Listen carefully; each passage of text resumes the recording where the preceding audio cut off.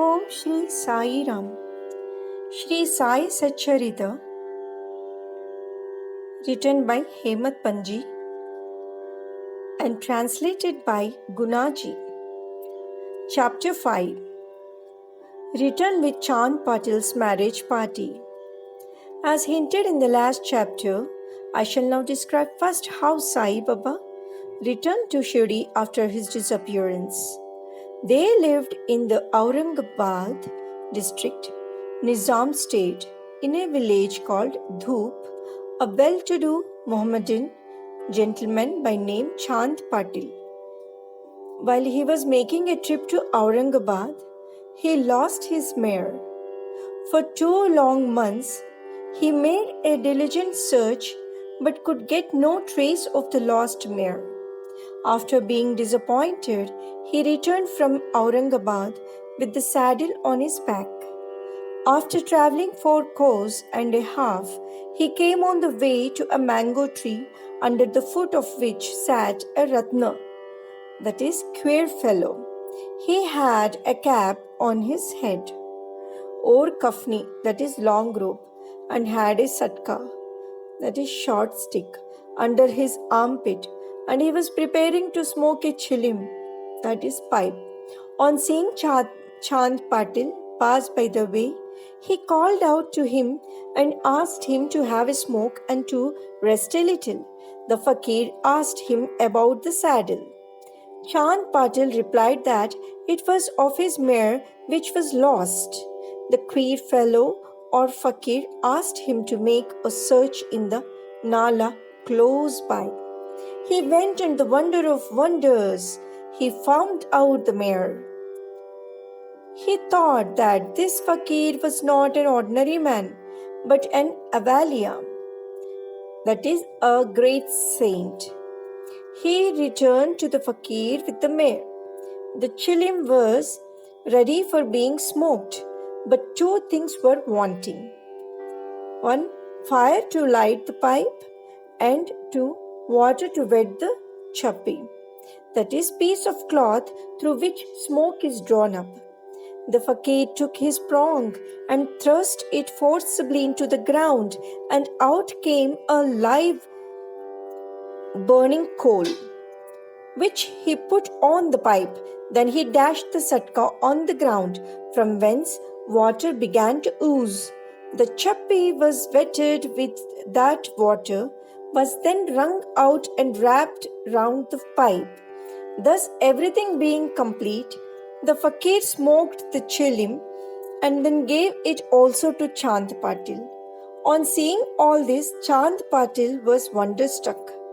He requested the fakir to come to his home and accept his hospitality. Next day, he went to the Patil's house and stayed there for some time. The Patil was a village officer of Dhoop.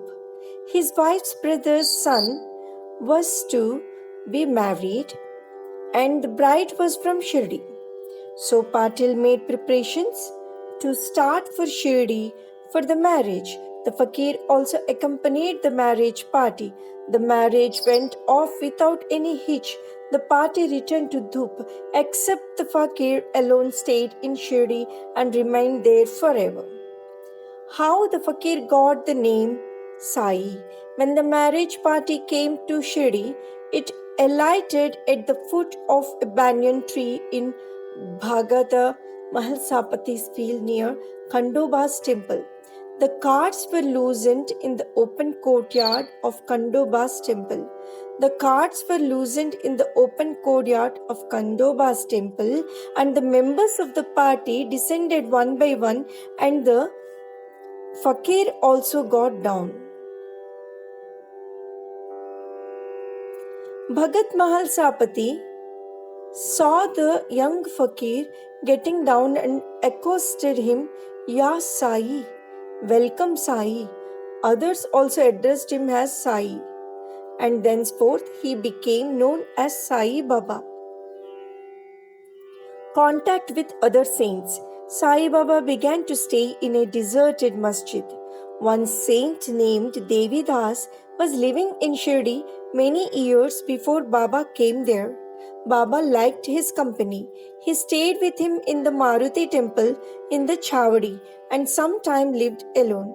Then came another saint by name Janaki Das. Baba spent most of his time in talking with him, or Janaki Das went to Baba's residence. So also one Vaishya householder saint from Puntambe by name Gangagir always frequented Shirdi.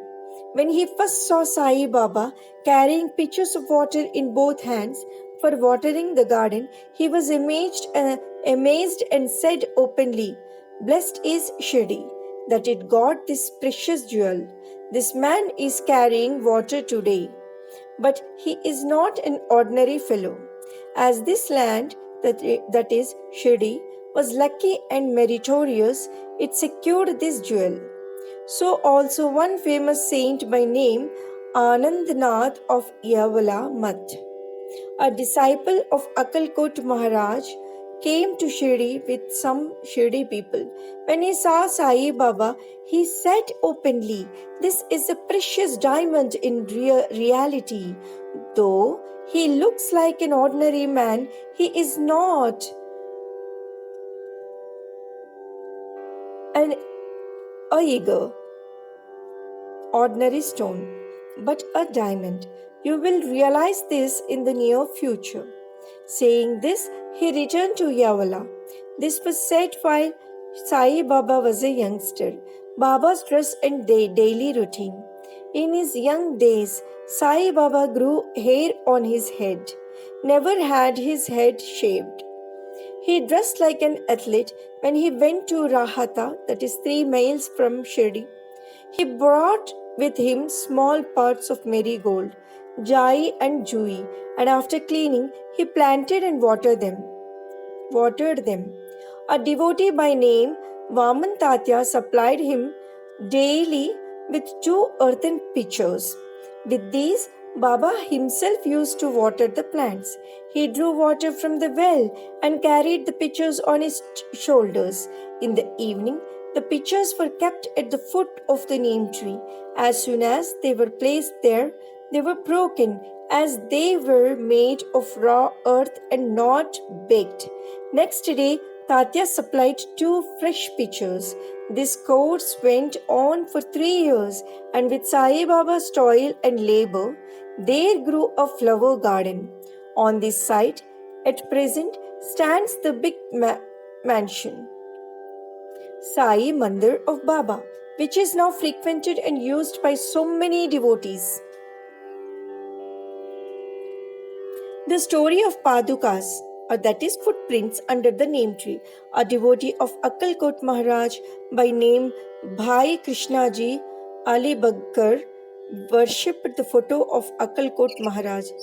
He once thought of going to Akalkot or Sholapur district, taking the darshana of the Padukas or footprints of the Maharaj and offering his sincere worship there. But before he could go there, he got a vision in his dream. Akalkot Maharaj appeared in the vision and said to him, "Now Shirdi is my resting place. Go there and offer your worship." So Bhai changed his plan and came to Shirdi, worshipped Baba, stayed there for 6 months and was happy. As a reminiscence of this vision, etc., he prepared the Padukas and installed them on an auspicious day of Shravan, Shaka, that is 1834, that is 1912 AD, under the neem tree with due ceremonies and formalities conducted by Dada Kelkar and Upasani. One Dikshit Brahmin was appointed for worship and the management was entrusted to devotee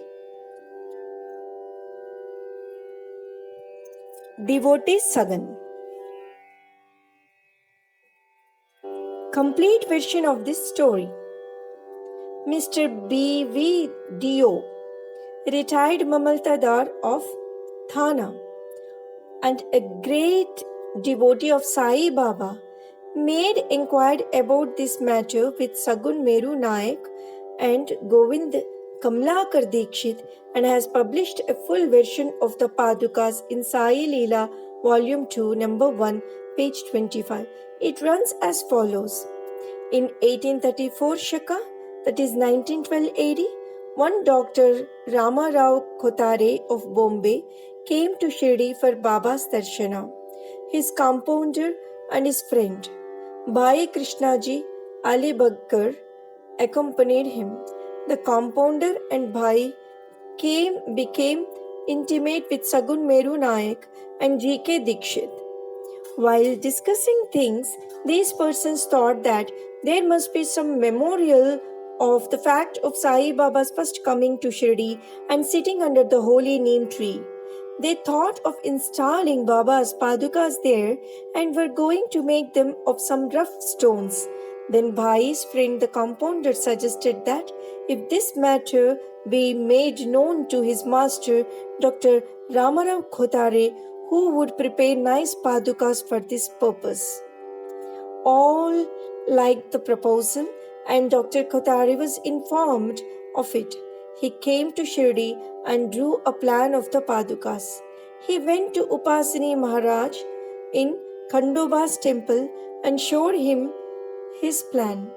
The latter made many improvements, drew lotuses, flowers, conch, disc man, etc., and suggested that the following shloka, that is verse, regarding neem tree's greatness and Baba's yogi powers be inscribed. The verse was as follows. Sada nimba vrukshasya mooladivasa sadavasinam tiktamapya priyantam tarum kalpa vrukshadikam sadayantam namamishwaram sadgurum sainatham. Upasani's suggestions were accepted and carried out. The padukas were made in Bombay and sent to Shirdi with the compounder. Baba said that they should be installed on the Purnima, that is on 15th of Shravan. On that day at 11 am, G.K. Dikshit brought them on his head from Khandoba's temple to the Dwaraka Mai, that is Masjid, in procession. Baba touched the padukas, saying that these are the feet of the Lord, and asked the people to install them at the foot of the neem tree. A day before, one Parsi devotee of Bombay named Pasta Sheth sent 25 rupees by money order. Baba gave this sum for the installation of the padukas. The total expense of installation came up to 100 rupees, out of which 75 rupees were collected by subscriptions. For the first 5 years, G.K. Dikshit worshipped the padukas daily, and then this was done by Lakshman Kacheshwar Jakhadi. In the first 5 years, Dr. Khotare sent 2 rupees per month for lighting, and he also sent the railing round the padukas. The expense of bringing the railing from the station to Shirdi, that is rupees 780, presently rupees 750 paise, and roofing was paid by Sagun Meru Nayak. Now Jakadi, that is Nana Pujari, does the worship, and Sagun Meru Nayak offers the Naivedya and lights the evening lamps. Bhai Krishnaji was originally a devotee of Akalkot Maharaj.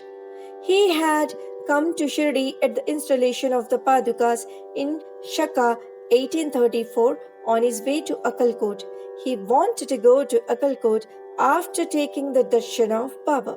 He asked Baba permission for this. Baba said, "Oh, what is there in Akalkot? Why do you go there? The incumbent Maharaj of that place is here, myself." Hearing this, Bhai did not go to Akalkot. He came to Shirdi off and on after the installation of the padukas. But Mr. B.V. Dio concluded that Hemadpantji did not know these details. Had he known them, he would not have failed to depict them in his Satcharitra.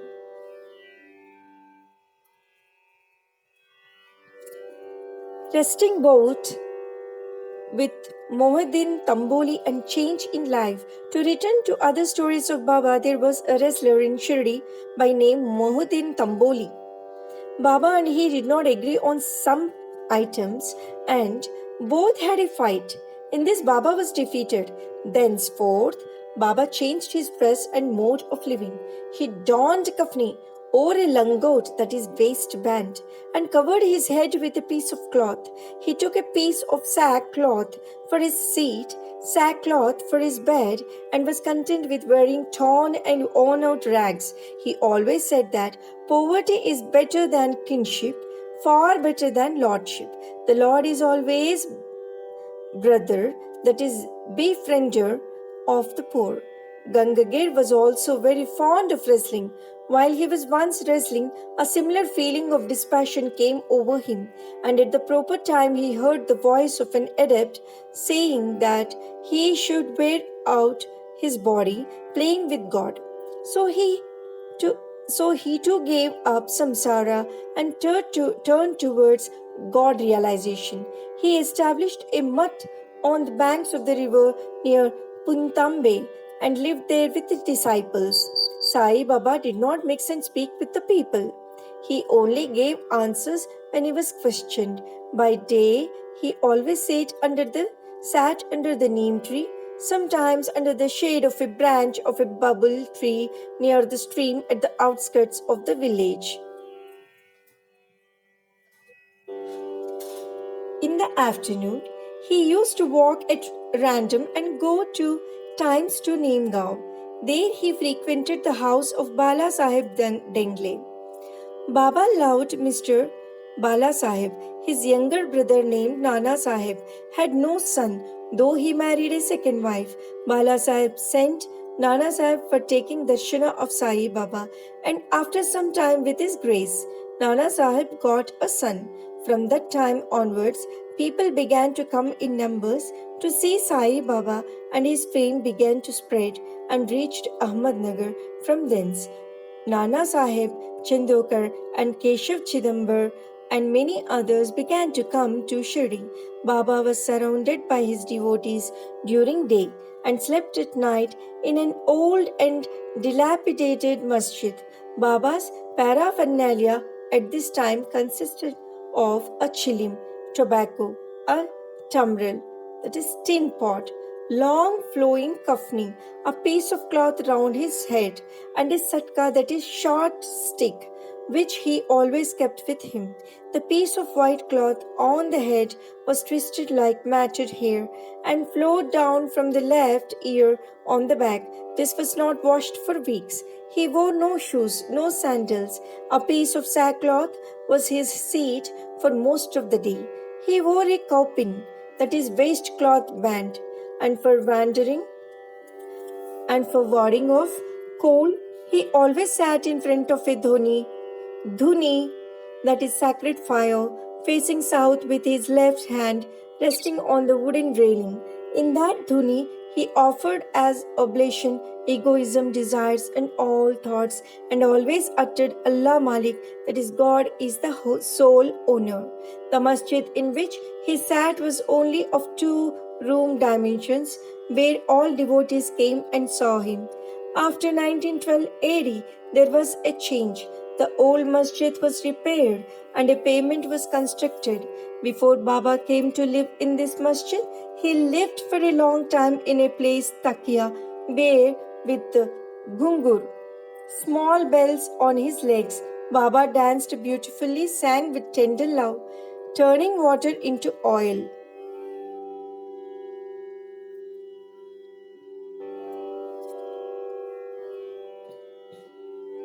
Turning water into oil. Sai Baba was very fond of lights. He used to borrow oil from shopkeepers and keep lamps burning the whole night in the masjid and temple. This went on for some time.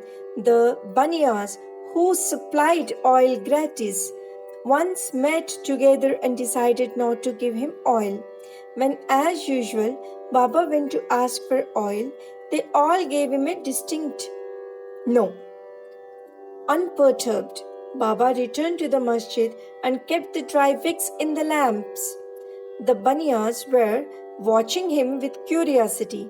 Baba took the tamril, that is tin pot, which contained very little, a few drops of oil, put water into it and drank it, and forced it fall in the container. After consecrating the tin pot in this way, he again took water in the tin pot and filled all the lamps with it and lighted them. To the surprise and dismay of the watching Banyas, the lamps began to burn and kept burning the whole night. The Banyas repented and apologized. Baba forgave them and asked them to be more truthful in future.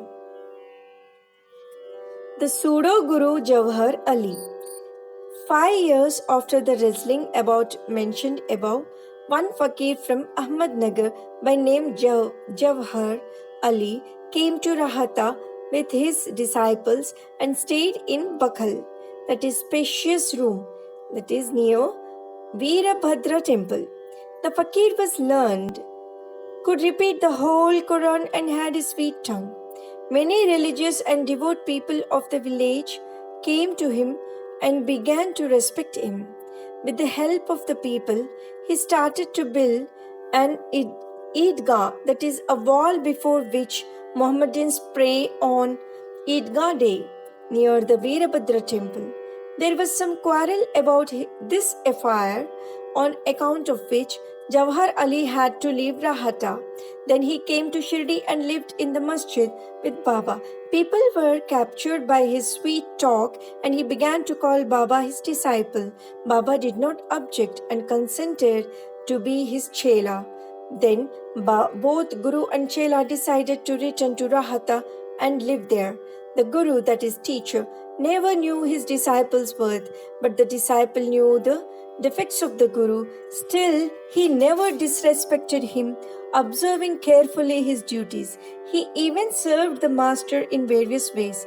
They used to come to Shirdi off and on, but their main stay was in Rahata. The loving devotees of Baba in Shirdi did not like that Baba should stay away from them in Rahata, so they went in deputation to bring Baba back to Shirdi. When they met Baba near the Eidgah and told the purpose for which they came, Baba said to them that the fakir was an ill-tempered fellow. He would not leave him, and that they should be better return to Shirdi without him. Before the fakir returned, while they were thus talking, the fakir turned up and was very angry with them for trying to take away his disciple.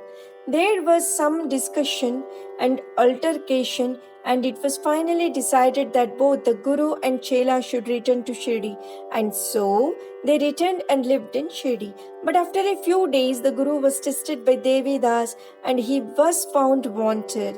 12 years before Baba arrived in Shirdi with the marriage party, this Devi Das, aged about 10 to 11, came to Shirdi and lived in the Maruti temple. Devi Das had fine features and brilliant eyes, and he was dispassion incarnate and a jnani. Many persons, namely Tatya Kote, Krishnanath, Kashinath, and others regarded him as their guru. They brought Jawhar Ali in his presence, and in the discussion that followed, Jawhar was worsted and fled from Shirdi. He went and stayed in Bijapur and returned after many years of Shirdi and prostrated himself before Sai Baba. The delusion that he was Guru and Sai Baba his Chela was cleared away, and as he repented, Sai Baba treated him with respect. In this case, Sai Baba showed by actual conduct how one should get rid of egoism and do the duties of a disciple to attain the highest end, that is self-realization. This story is told here according to the version given by Mahal Sapati, that is great devotee of Baba. In the next chapter will be described Ramanavami festival, the masjid, its former condition and later improvement, etc. Bow to Shri Sai, peace be to all. Om Shri Sai Ram.